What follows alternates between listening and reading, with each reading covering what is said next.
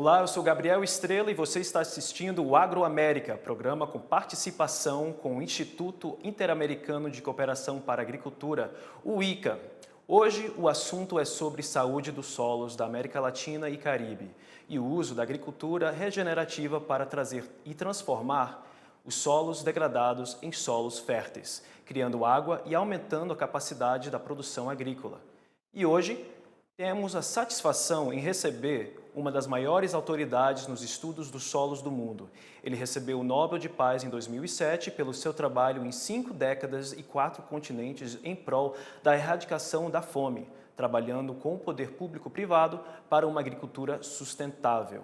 Neste ano, ele recebeu o Prêmio Mundial da Alimentação da Universidade Estatal de Ohio, o professor Ratan Lal. Dr. Lal, welcome. It's an honor to have you in our program. Thank you. Dr. Lau, just to begin, your pioneering work to prevent soil degradation and promote organic carbon sequestering focus on the creation of good agricultural practices and essentially creating water. May you please share with us what is the current situation of soil in Latin America and give us a few examples, please. Thank you very much. First of all, let me congratulate farmers of Latin America and the general research scientists because agriculture in Latin America has made tremendous progress over the last 3 decades. And this is a tribute. This is something which is a great success story. Uh, However, it is important to also mention that in some places, soils are degraded where the farmers are not adopting better agricultural practices. May it be the resource poor small landholders, such as in the Caribbean region, in Central America, in the Andean countries. And it can also happen with heavy machinery. When you use large scale mechanized agriculture, soil degradation can be happen because of the compaction caused by the machines. And soils which have low organic matter content, they are the one which are more susceptible to degradation by erosion, by compaction, by depletion of organic matter content, and by other degradative processes that restrict biological activity of the soil. But with good management, with the adoption of recommended practices, degraded soil can be restored over time. However, the process of soil restoration is slower than the rapidity with which the soils degrade. Certainly. Outlining a little bit about good practices and technological implementation, what are some of these practices and what are some of these technological implementations that farmers in Latin America can implement? Thank you. It is very difficult to say that one technology is universally applicable throughout Latin America, but some principles are certainly valid for most of the region. For example, the ground should always be covered by crop residue mulch during the growing season, and during the off season, we should have a cover crop. We should not plow the soil. We should cause minimum soil disturbance. We should grow a cover crop in the off season. We should adopt integrated system of nutrient management.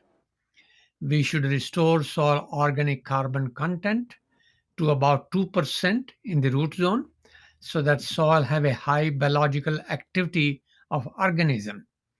And some of these practices put together we call conservation agriculture, direct seeding, or no-till farming. In addition to this, the crops can also be integrated with trees and livestock. So it becomes a complex farming system that involves crops, trees, livestock, which encourages recycling. It also improves soil organic carbon content. It protects the soil by providing a continuous cover throughout the season. So these are some of the practices which are being adopted in Brazil, Argentina, and Chile, many other places. But resource poor small landholders in many regions, northeastern Brazil, maybe the Andean regions, Peru, part of Central America, like Honduras, Belize, Haiti, other parts, for some region of Mexico, the mountainous region, there is a strong need to adopt recommended management practices that we just described. Perfect. Establishing more of a connection between all of these regions, what is the importance of Latin America and the Caribbean for carbon sequestering of the world, in the world, and also food security? Thank you. You know, the last, I mentioned 3 decades, Latin America has become a major food exporter region of the world. It also has a potential to increase land area under agriculture. I hope we don't need to expand land area, but Brazil certainly can contribute tremendously to food and nutritional security globally because it can produce surplus. Right now, many countries, Brazil, Argentina, Chile, uh, part of Peru, Mexico, they are food exporting countries. But at the same time, they also import food. Brazil, for example, imports wheat. It does not have enough wheat production. And many of the countries with change in climate may also become more food importer because wheat yield may decrease with the climate change. So while this is happening, it is also important to recognize that in Latin America, perhaps 31 million people are food insecure. And at the same time, with COVID 19, an additional 5 million people, maybe 5.3 million people, have become food insecure. So, in addition to undernourishment, there is also a problem of malnourishment, where the food is not very good. Quality in terms of the protein content, in terms of micronutrient, in terms of essential vitamin. So, we should improve soil health where the food is produced so that the nutritional quality of the food is also increased. So it's not just a matter of enough food, carbohydrate, sugar, and other compound, but micronutrients, protein, vitamins, and other essential elements are also critical. So improving soil health uh, for soils of Latin America is important to food and nutrition security for the region as well as globally because it is a major exporter of food to the world. Well, I've read in one of your interviews that 56% of the soil in Latin America is going through chemical erosion, and approximately 49% is going through hydric erosion. What can be done in the short term, in the medium term, and in the long term for farmers to start to create a paradigm shift in order to go from monocultural agriculture as well as different types of sustainable farming, which include different systems and trees, to create this shift along this time, creating a more nutritional value, a higher nutritional value for food? Thank you. That's a very good question. You ask very nice question. I really appreciate that.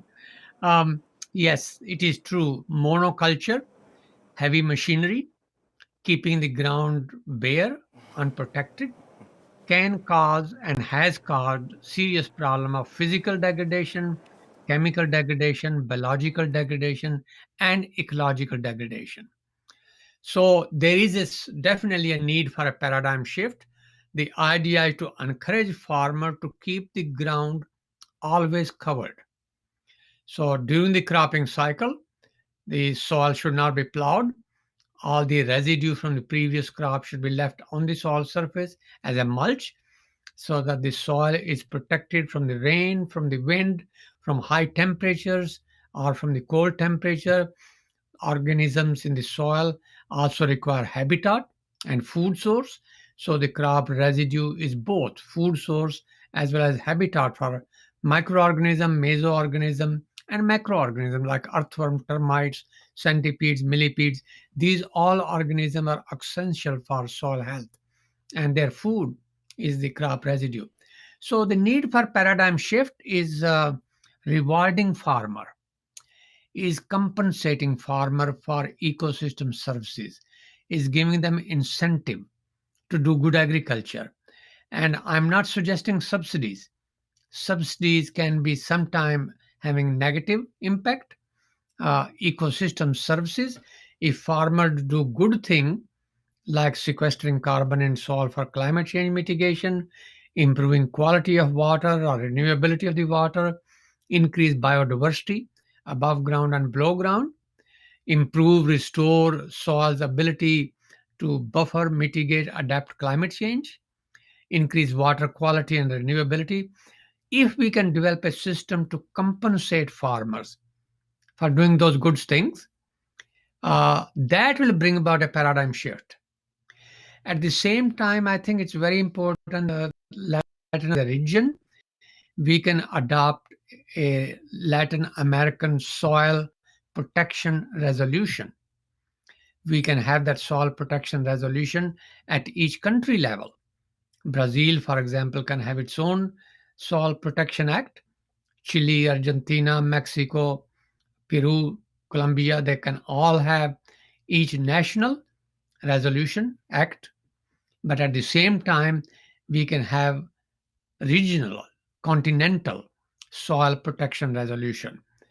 And this means some way the farmers are to protect, sure that the healthy soils are maintained not only for now, but for future generations as well.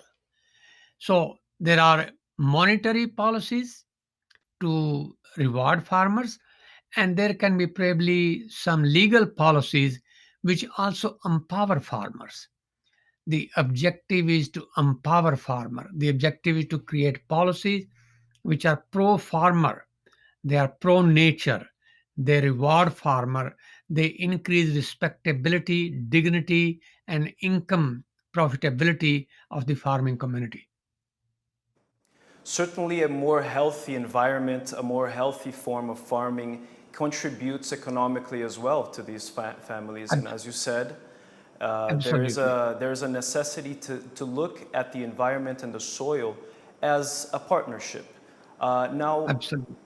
Looking at what you said, Dr. Lau, I wanted you to specify a little bit, if you may, a little bit about what does the creation of water actually mean in terms of a healthy soil above the surface and below the surface? How do you see the necessity of farmers to create water, to have more insight within how their practices can actually create more water for them and for the entire environment?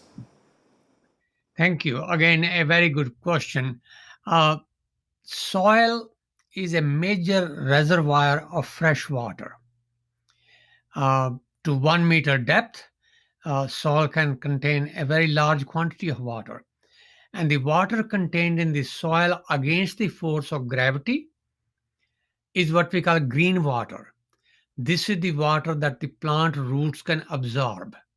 So, if we want the soil to become climate resilient, so that we do not have too much drought and too much heat wave, that means soil's ability to hold water should be very good. So when it rains, most of the rainwater should infiltrate into the soil.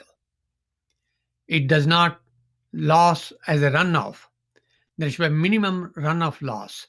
So most water should infiltrate into the soil, which means soil is always protected by crop residue mulch or by a cover crop or by any vegetation. So water gently hits the soil and infiltrates into it. And then the soil has the ability, pores, porosity, it has high organic matter content that can hold water against the force of gravity. So it doesn't leach out into the groundwater or goes into the seepage water into the stream and canal.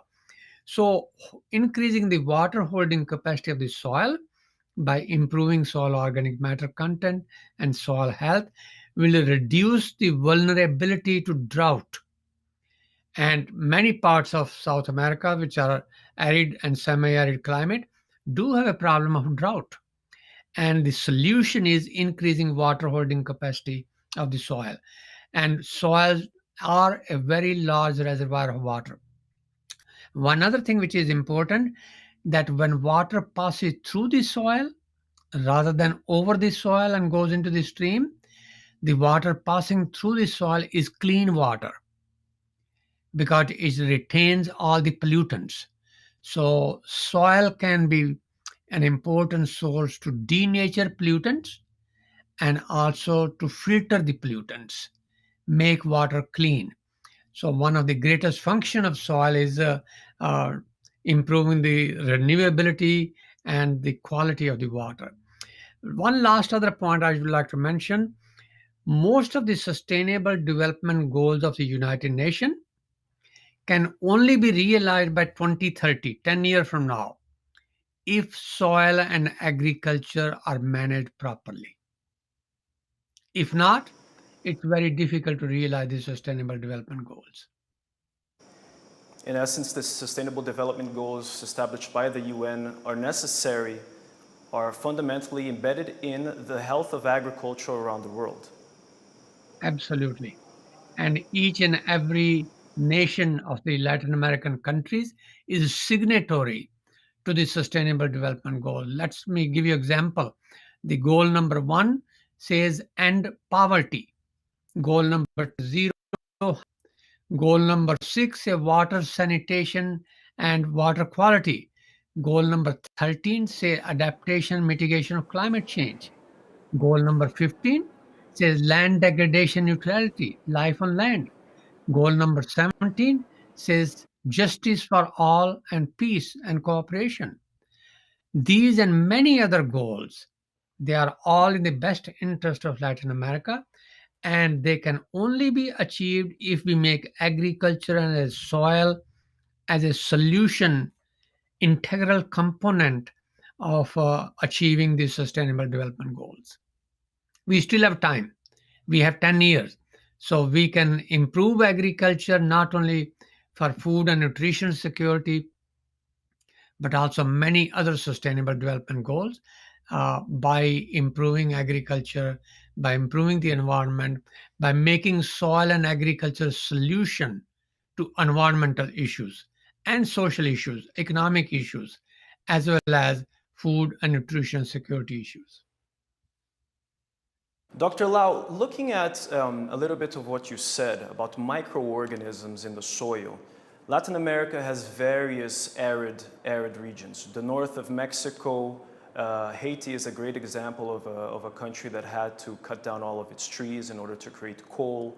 The northeast of Brazil, as well as some regions of Chile and Argentina, some of them are deserts. And the process of desertification is very troublesome for these regions. What is your opinion, what is your study on how family farmers who are responsible majority of creating fruits and different types of vegetables for human consumption do to improve the health of the soil using these methods? Thank you. Latin America have vast forest resources. First thing we should do is protect what we have. I think we have already plenty of land. There is really no need to bring additional land from forest into agriculture. In fact, I believe that country that you mentioned, Haiti and other northeastern part of Brazil, maybe part of Andean regions, part of Central America, all those regions where the land is sloping land, let's say more than 7% slope or 10% slope, they should all be afforested, afforestation, re-establishing the vegetation cover. That is the best policy to mitigate climate change, improve water quality, reduce flood, reduce drought, make stream perennial, and at the same time provide avenue of improving the air quality where trees can sequester carbon and create a drawdown of atmospheric CO2. So I think in addition to protecting the existing forest, we should try to restore marginal land, sloping land, shallow lands, land which are not good for agricultural purposes, either cropping or for grazing land. They should be afforested. They should be re-established back to forest, or let the natural vegetation grow. And this way we can create more harmony with nature. Right now, the world is suffering from pandemic, COVID-19. The incidence of similar pandemic may increase in the future if there is a more encroachment of humanity in wildlife. More interaction between wildlife and humanity can create more problems of transfer of diseases from wild animal to human. It is in our interest that we increase a buffer zone between human civilization and the wildlife. This is again where afforestation, returning some land back to nature, is very critical. So human should think about how to save land, how to spare land and return it back to nature so that we have a buffer between humanity and the wildlife. Certainly, this is a public and private efforts to be done all over the world, very complex to some extent. Dr. Lal, would you be able to please comment on the program created by you and ICA, the Living Soils of the Americas? What is your plan? What is expected of this project? And if it's likely to be successful, of course. Thank you very much. I'm very delighted that ICA, in cooperation with the Ohio State University and the Carbon Management and Sequestration Center, has launched last Friday on 4th of December the program called the Living Soil. The idea is to improve soil health across Latin America by restoring soil organic carbon content, by controlling soil erosion, by conserving water, by strengthening nutrient recycling, by increasing activity and species diversity of microorganisms and other soil animals in the soil, both above ground and below ground, so that there is a symbiosis between human and nature. So we want to restore soil health. We want to make soil and agriculture solution to addressing global issues. So what we would like to do is see how we can re-sequester carbon by conversion from traditional agriculture to improved agricultural practices. Some of those we discussed. We will evaluate the rate of carbon sequestration. We will try to develop a relationship between soil health and productivity. We can see if improving soil health can save inputs of other commodities such as fertilizers, irrigation water, energy, pesticide. How can we reduce them? We will like to see if we can improve the nutritional quality of the food. And more importantly, we will like to see how can we save some land back for nature, return it back to nature, so that there is a buffer between humanity and the nature. This project, I hope, will also advance the sustainable development goals of the United Nations. Therefore, the project is supported by, hopefully, and it was indicated by many participants, by industry, private sector, by government organization. All the 34 participating government, their ministers of agriculture are present, and also by NGOs, by foundations. And I'm hoping that in cooperation with all the partners, we can perhaps develop a across America, all the way from Canada, Alaska, United States, Mexico, then through South America, the Caribbean region. It can be Trans-America program on restoration and sustainable management of soil health through adoption of better agricultural practices. And the goal is to make agriculture a solution not only to food and nutritional security but also to improve climate change mitigation and adaptation, improve the environment quality, decrease the sediment transport, improve water quality, and at the same time improve air quality. So improving nature, thereby creating symbiosis between human and nature. That's the goal. And yet making agriculture nutrition sensitive and agriculture in symbiosis with nature, not against nature. In the next 10 years, we have a lot of work to do. We have a lot of work to do. And I was very pleased that many participants from all countries are very interested, very enthusiastic, very supportive of working together to implement this work. Dr. Ratanlal, thank you so much for your time, for your knowledge. I wish you luck, and hopefully in these next 10 years, we'll be able to make sure that this project will be well implemented. Thank you. Thank you for having me with you this morning. Goodbye.